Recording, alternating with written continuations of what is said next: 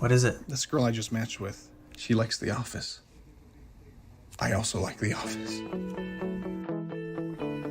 Go to her. She likes The Office. I'd known Monica for a whole 6 seconds. She was gonna switch to me. I object. Oh, did I mention she was getting married?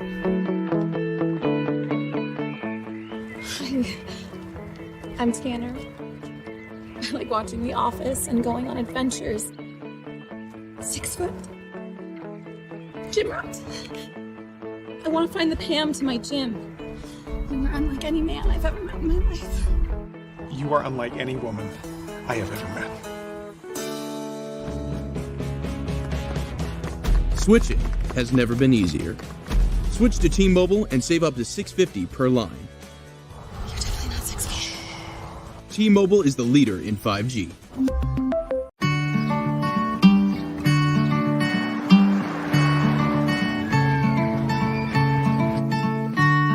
There's a couple things. There's a couple things I'd like to say to you. After all the crazy things that we've been through. I needed you in the dead of night, the wake of the day, first broken light. And blind I'd fall, I'd follow you. I never realized how much I needed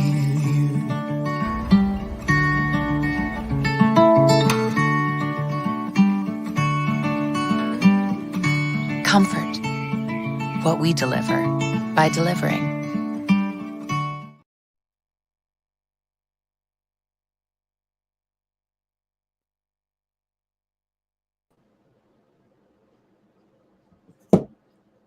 Hi, welcome to another episode of the Stitch Live.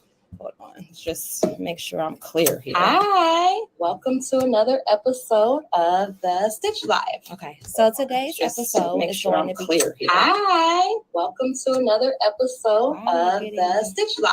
Okay, so today's episode is going to be clear here. Hi, welcome. Okay, sorry. I'm like technical difficulties, but we're back and we're at it. So today's episode is going to be about fabric sourcing and fabric knowledge, okay? So I have prepared and I've grabbed multiple of our fabric sourcing books and I'm going to go through them with you. Now, the important thing to know about fabric sourcing and something to always consider is know who you are as a designer first and foremost. Now, knowing who you are as a designer will define how and where you source.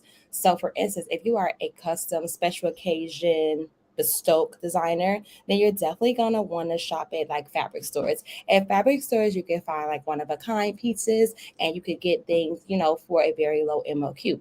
Whether it's if you are a collection designers really need to focus on building wholesale resources and relationships because you're buying fabric in a larger bulk. And you're also needing to consider multiple things like fabric width, content. You have to consider whether if there's a surcharge because you have to buy fabrics in a larger quantity. Whereas our custom wear designers, they are really only making one of a kind. So all of that, content and yardage and stuff like that doesn't matter as much to them as it would matter to someone who's actually creating a collection. There's always a huge gap in between that product development process and production process. So in product development, you may love a fabric and then you get into production and then that fabric is no longer available, but you've already pretty much sold the product and put it out there and created product descriptions and you've done all your costing based around this one fabric. So you definitely want to make sure that you are asking the right questions. One of those being availability when you're actually sourcing. Okay. Now, custom wear designers, you kind of got it easy, except for you may not have access to certain types of fabric if you don't buy it wholesale. There are a lot of wholesale suppliers that do not work with necessarily small brands because they have very, very huge order minimums. They have, sometimes a yardage minimum might be 50 yards or a whole roll. Now, they will, of course, always offer you sample yardage, and sample yardage is great, but sample yardage does cost a little bit more than if you were actually buying it in bulk, okay? Now, let's talk about the differences between just like knits and wovens. And I think we did this in a previous episode. So just the two things that you always want to remember is natural fibers versus synthetic fibers and what their properties and what they're good at. But then also knits and wovens, so stretchy versus things that don't have much stretch. So today I'm going to go over my little first set here. These are what they call fabric books, or you could call them color card books, okay? This is from one of our suppliers that we really like a lot. This supplier is called EBI. Now, EBI focuses on stretch fabrics. They also focus on swimwear, athletic fabrics, as well as compression. So people who are in the athletic world and in the swim world, EBI is a great resource for you, okay? And one thing that I love about what EBI does is they send their swatch books for free.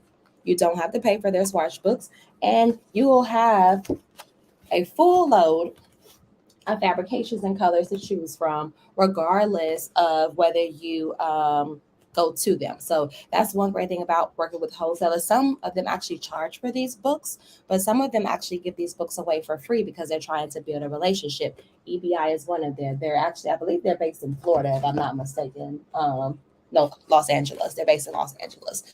So this is one of my favorite fabrications that they have. It is a tricot knit.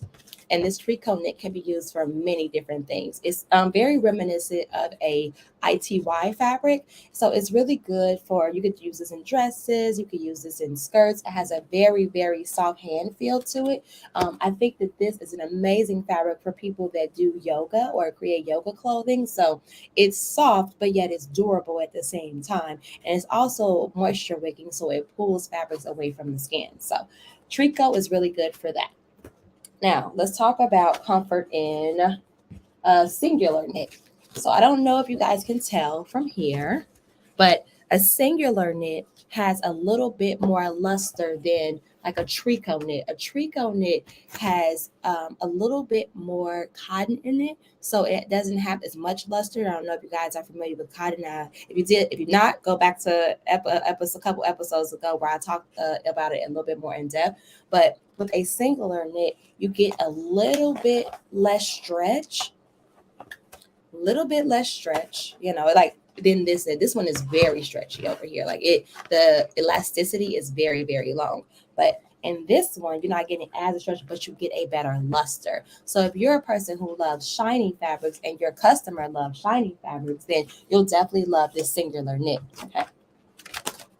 All right. Now, another one of my favorite fabrics is rib knit. Why? Because we use rib knit so often. We use it a lot for finishes. So I want to say there's about 3 or 4 common places that we often see rib knits. We'll constantly see them like on the neckline of items. You'll see them on the sleeve cuffs. You'll see them in waistbands. You'll see them in like jogger hems. But people do use knit, because I actually have on a rib knit now, rib knit and apparel. Now, rib knit and apparel, for the most part, you'll see the rib going this direction. And I'll show you these. It's really, really good for, I would say, more so athleisure than athletic, because you can sweat in rib knit, whereas like in athletic fabrics and stuff like that, you don't want to really necessarily see the sweat coming out of your garments. But if you try to work out in like a rib knit or whatever, because it has a large cotton base, then more than not, it's going to be very, very weak once it's wet and once you sweat in it. So we're going to take a commercial break, and I will be back in about couple seconds, and we'll go over meshes and transparent fabrics.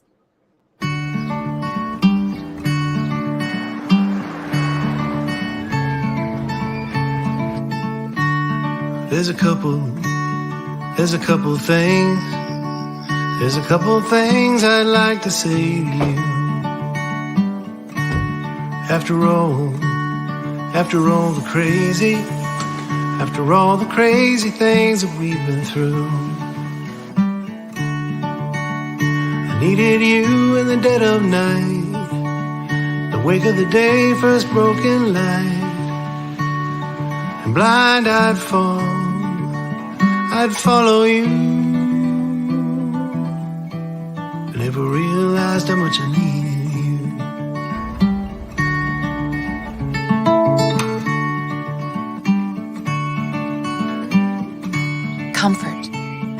what we deliver by delivering. All righty. And we are back. So I'm going to go into, right before I hop into more wovens, because we've been talking about a lot of knits or whatever, I'm going to just go into your transparent fabrics, which are like your meshes and your chiffon. So this particular one is a mesh. It is actually called a power mesh. So it actually will work really, really great as well in athletic clothing. So it's a tricot knit as well, like the first one that I showed you guys. But the power mesh is really good in swimwear and also is really, really great in activewear too. Now, a couple things to note.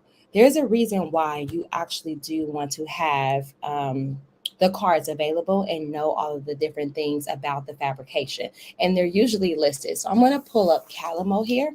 Calamo is a resource that is in New York, and they are a silk supplier.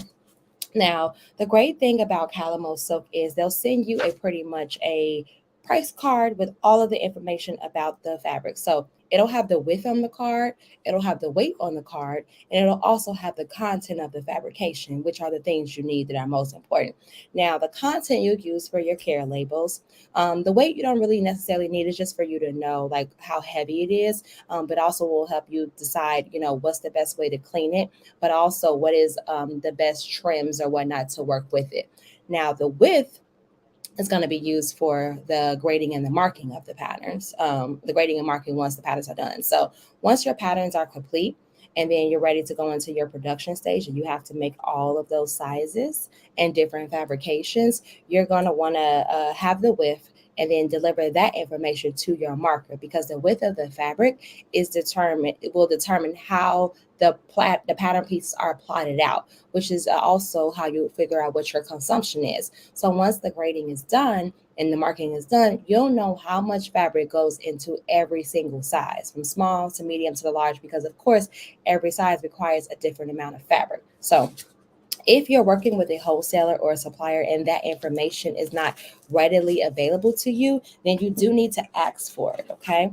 Now, Calamo Silk, when they send out their swatch cards, they will send it out just like this, just like how I described. This one here is actually a silk wool. So it is two natural fibers that have been blended together to create a wool that has a shiny finish. Usually wool has more of a dull look or feel to it and less of a luster feel. So that by adding silk into the wool, you'll get a nice little sheen on the fabrications as well. So I really, really love this one because of the weight to it. It would make for a bad, and I mean a bad, when I say bad, dope, an amazing tailored tuxedo and or suit for a man or a woman. So if you have never used silk wool before, I definitely encourage you to try it out, especially if you're in the tailoring world. Now, another one that I love here is their silk cotton blends. Went right past it. Here's a silk cotton blend. Now, one thing you'll see always, like I said, cotton and wool are dull, but silk has a luster to it. You'll notice that in the silk cotton, same kind of effect as the wool. Very, very, very shiny, but it has a lighter weight to it. So wool is going to be a little bit heavier and is going to give you more sturdiness, which will be great in like your collars, your cuffs, anything that requires structures like your waistband. And then your silk cotton would be good for like a really nice tailored pair of pants or a blouse that has like fullness to it. Maybe it has pleating or folding or some drape to it. So I think that natural blends always complement one another. Of course, we see a lot of blends in man-made fibers. That's common to see polyesters and spandex and acetates and nylons. But there's something special about blending natural fabrications that really goes, and I ain't gonna say really goes for, but really makes for a sustainable product. I actually recently was having a conversation just yesterday about fabrications with people, and often, companies like PETA and companies that are like anti-fur and like anti-leather, because of animal cruelty. But you do know that an animal doesn't have to die to have to get fur. Like it can be shaved, just like they have to get groomed and their hair has to be cut anyway. You're not killing an animal to have fur all the time. So I know that 101 Dalmatians definitely gave us that myth that fur is like out here killing animals, but it actually isn't. Like some of the best lamb and Mongolian comes from a sheep. You don't have to kill a sheep to take its fur, and they grow their hair so fast that it grows right back. So they're not killing sheep to make like Mongolian and to make fur. So I just wanted to put that out there. Like that is a myth. Do not believe the hype, okay? Now, the great thing about natural fabrics is that it is sustainable, is that fabric doesn't break down. That fabric doesn't end up in landfills, like that fabric is always going to be something that is passed down from generation to generation to generation. And it's something that's going to stand a long test of time in your closet. So just something to think about, I know if you don't know, you just don't know. And the things that we see in the media and things that we see out there will have you thinking that leather is not sustainable or that silk is not sustainable. All of natural fibers are sustainable completely. And sustainability just does not come in fabrications. Sustainability also comes in product development too, and the practices that you actually use. So for instance, there's a pattern making thing called zero waste. And what zero waste is, it allows you to eliminate actually cutting away any fabric. Cutting fabric away when you're making a garment is wastage. And all of that loose scraps and fabrics and stuff like that goes into a garbage, or maybe a non-for-profit like Fab Scraps that takes scraps and quilts things and makes things and stuff like that. But if you take your pattern making into a zero waste mechanism where you're creating your textiles not textiles, when you're creating your patterns that way, it actually is sustainable. So talk a little bit about silks. Let's talk a little bit about novelty fabrics. So I have given you guys two resources today on fabrics. That is EBI Fabric Corporation, and that's also Calamo Silk. Like I said, EBI is located in LA and Calamo Silk is located in New York. Now I'm going to move on to Bernstein. And Bernstein is probably one of my absolute favorite fabric suppliers of all time. And the great thing about working with wholesalers is that everything is negotiable. Okay. When you go into a fabric store, if you notice, a lot of times there aren't prices on anything. And the reason being is because the store owner is going to charge whatever they want at that time. So you might go to a fabric store one day and pay one price for something, and then go to the same fabric store the next day for the same item and pay a different price, because they never keep up with what they charged you with the last time. You got to remind them. Now, with wholesalers, it's an easier negotiation because you're buying on a larger scale, or at least you plan to buy on a larger scale, because the first initiation is with the sampling process. Now, one thing I absolutely love about Bernstein is Odessa. Odessa is a stretch crepe that has spandex inside of it. Now, this is a man-made fiber, but it is one of the best man-made fibers I have ever experienced, and I've done a lot with Odessa. I've done suiting, I've done kimonos, I've done pants, I've done skirts, I've done just about everything with Odessa. And I'm going to actually tell you guys what Odessa is. So it's the most innovative and successful product line made exclusively at Bernstein. And its proprietary texture is a perfect combination of a 4-ply crepe with a matte jersey. So we're talking about crepe and jersey mixed together, and they just birthed this little baby called Odessa.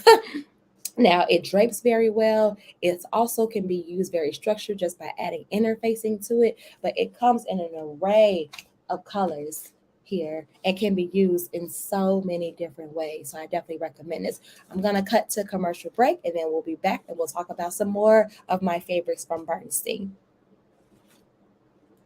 So then I said to him, you ought to customize your car insurance with Liberty Mutual, so you only pay for what you need. Doug, can we talk about something other than work? It's the weekend. Yeah. Weekend. Weekends are a lot like insurance. Yeah. Yep. Hot dog or chicken? Hot dog. Only pay for what you need. Liberty, liberty, liberty, liberty. All righty. And we are back. All right. So I'm going to talk a little bit about, we talked about wool, we talked about cottons. I just want to compare the difference, guys, between satin chiffon, and silk. A lot of these three fabrics are often used together, or they're used for like one or the other. So this is satin, and satin is a very, very good substitution for silk. If you're looking for something to drape, it has to be a stretch satin, or it has to be, of course, a stretch silk if you're trying to find it, or a silk that doesn't have stretch, or a satin that doesn't have stretch. But this is a good supplement when it comes to pricing, because I want to say the satin usually runs anywhere between about $6 to $10 a yard, whereas a silk would run probably anywhere between like 22 to about $30 a yard. So it's literally like half the price, and it looks and feels very similar and has a similar weight to it as well. So I do think this satin is a good substitute for it. This one is called the enchantment satin. It's an enchantment satin. It is a reversible crepe back satin, and it comes from Japan. So it's very nice. Now, classic chiffon also comes from Japan, but it's 100% polyester, like this. Now, chiffons are really, really great for using for, I think, swimwear, and they're also really great to use for bridal and like kids wear too. Like if you're doing like little tulle skirts and stuff like that. Now, the trick with chiffon is that it is horrible to cut. Same way with silk, same way with satin, same way with mesh, and same way with organza. All of these fabrics have a couple things in common. They're slippery, have a slippery hand finish, and they're really, really lightweight. So the best way to cut these things is by using craft paper in between the fabric and the pattern. So the way that it would work is the craft paper should go down first. Then you put your layer of your fabric. Then, of course, your pattern pieces go on top. You would, of course, pin or use a weight and a rotary cutter to make sure that all those layers are together. My personal opinion when it comes to those particular fabrics is to not use a pattern weight, but to or fabric weight, but instead to use pins. Reason being is that these fabrics are so slippery that they move without you even noticing. So it is better to pin all of the layers together and then cut, so that way that the fabrications are not moving around underneath it. And then now you've done with your rotary cutter, and then something's off because it wasn't cut correctly. So craft paper is a hack. Use it for slippery fabrics, and use your pins to hold all of your layers together. Sometimes fabric weights do not suffice. Okay. Now, one thing that you should know that I think is very crucial when you're, being a designer and you're like selling your items and stuff like that is how you name your fabrications, and how you name your colors, and how you label things, So let's say, for instance, I'm looking at a micro jersey in front of me. This is a silky jersey finish, but it's polyester and spandex, okay? So and on my care label and on my tag, I might not write polyester on it. I want to manage expectations. So more than likely, I'm going to write silky jersey on there. So that's a way of putting things on your labels where it doesn't necessarily scare the customer. Sometimes customers see polyester and they think, oh my God, it's super duper cheap. Whereas like polyester and polyurethane and PVC, they can be cheap because they're man-made, but the thing is they can be made to look like anything. So sometimes the textile and generating and creating the fabric does cost a lot of money. So so that you can kind of not trick your customers into thinking that it's not polyester, but just managing the expectations of what it really is, because not all polyester is cheap. So polyester is used in a lot of ways, but polyester is not as sustainable as a natural fabrication. And reason being is that it doesn't break down well, which is why a lot of our clothes end up in landfills. It doesn't wash very well. After a couple washes, it's pretty much toast, and it peels a lot. So there's a lot of disadvantages of polyester, but there's also a lot of good advantages. It just depends what the percentage is, The higher the percentage and the more polyester in something, the weaker it can get. But if it has let's say a straight down the middle, like 50% polyester, 50% cotton, that's a good fabric because it's been made to manipulate, to do other things, but it's also strong because it has cotton base in it as well. Like they're literally 50% of each other. Okay.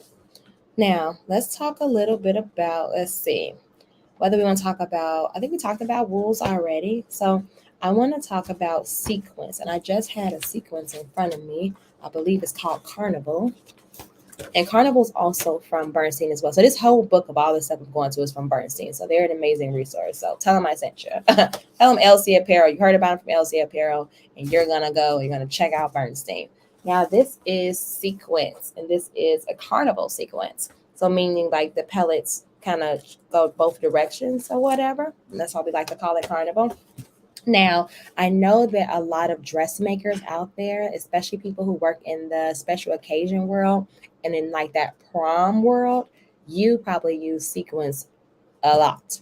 And I know that it probably eats up your sewing needles because it eats up a lot of people's sewing needles.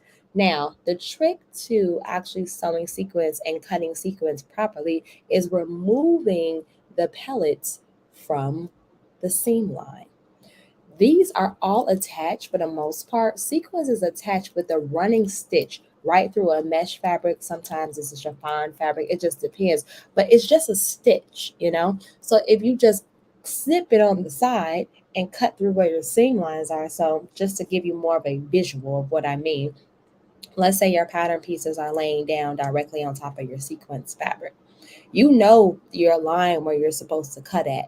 That's the line you want to rip out. And usually, if you snip one, you can rip out a whole row. So it's not like you have to sit there and individually grab each sequence out of the seam line. You can rip it out, and then that way you're only cutting on the mesh fabric that it's actually attached to. This will stop you from ruining your scissors. And then that same seam line that you cut on is the same one that you sew on. Now, typically your seam allowance is a 1/4 in or a 1/2 inch in, just depending. I do think that with sequence fabrics that you should probably go a 1/4 of an inch for seam allowance. Then you rip out another row and you sew on that line instead. So just a quick little hack there. Rip the entire row through before you actually sew on it, and it'll save your needles and it'll save you your cutting as well. Okay. All right. Now, I'm going to talk a little bit about, let's go past the wools and the Oscanas. Let's talk a little bit about Buckingham wool. Buckingham wool is used a lot in suiting. Now, a lot of times in wool, what happens is when you think wool, you automatically think like double face wool. Like you think very, very heavy and very, very thick. That's not the case at all. Wool actually is a year-round fabric. Why? Because wool is wicking. Now, it just depends on the weight. But I used to, back in my day, one of my first retail management jobs was at Banana Republic. And I actually worked in the men's department with the suiting. And all we did was make wool suits. And people would buy them all summer. And I used to have to explain to people that wool is just a fiber, which means it comes in multiple different facets. But wool is a wicking fabric, which pulls moisture away. So it's not hot. So this Buckingham wool is actually very, very lightweight. It's actually lighter than some denims, which we wear denim, year round as well. So when you look at it, you just have to know what the differences is. Like a double face wool is gonna, of course, always be different from a Buckingham wool. And I think right here I have another like wool crepe as well, which is a super fine wool, which is thicker as well. And then we have like our boil wool, which is also good for like coats and outerwear. So when it comes to knowing and understanding fabrications, it never stops, to be honest. Like new technology comes out. We see a lot of different innovation in fabrics all the time. So it's not something that you're ever going to master like right away. It's something that is going to continue to be a learning curve and a learning process. I definitely recommend Fabrics A to Z. It's a book that even shows you different ways of sewing certain fabrications, down to the stitch lift, the type of roller foot you can use, what is best and what is good for. But just know that fabrications is always going to be learning. You're always going to have to be a student of a fabric, and fabric honestly leads innovation. Sometimes it's best to do your fabric sourcing before you even start designing and let that lead, because we can only be so innovative with silhouettes. So on that note, I hope you guys enjoyed the show today. Sorry for the technical difficulties in the beginning, and I hope to see you guys next week when we start talking about creating and learning how to sketch on your own. Have an amazing week, everyone, and make sure you are subscribed to the Stitch Life. Tell a friend.